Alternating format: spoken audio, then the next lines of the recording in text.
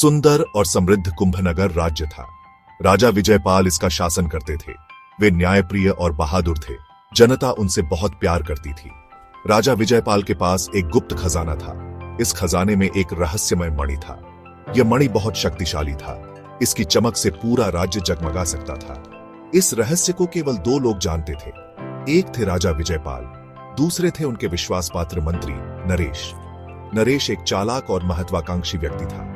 उसका मन हमेशा लालच से भरा रहता था। एक दिन नरेश अचानक गायब हो गया। उसके साथ ही खजाने का रहस्यमय मणि भी गायब था। यह जानकर राजा विजयपाल बहुत चिंतित हुए।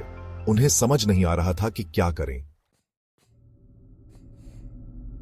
राजा विजयपाल को नरेश पर शक हुआ।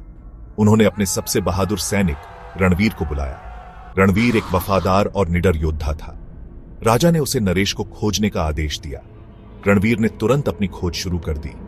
उसने राज्य के हर नुक्कड़ और क्रेन की तलाशी ली। उसने नरेश के दोस्तों और रिश्तेदारों से पूछताछ की, लेकिन उसे कोई सुराग नहीं मिला। दिन रात एक हो गए। रणवीर निराश होने लगा। फिर उसे एक दिन एक गुप्त सुरंग का पता चला। यह सुरंग महल के नीचे से होकर गुजरती थी। रणवीर ने सावधानी से सुरंग में प्रवेश किया। अंधेरा इतना गहरा था कि कुछ दिखाई नहीं दे रहा था। रणवीर धीरे धीरे आगे बढ़ता रहा। आखिरकार वह एक गुप्त कक्ष में पहुंचा। वहां उसने नरेश को देखा। नरेश के हाथ में रहस्यमय मणि था। नरेश ने मणि चुरा लिया था। वह उसे लेकर भागने की फिराक में था। रणवीर ने नरेश को ललकारा। दोनों के बीच भयंकर युद्ध हुआ। रणवीर ने अपनी वीरता और चतुराई से नरेश को परास्त कर दिया।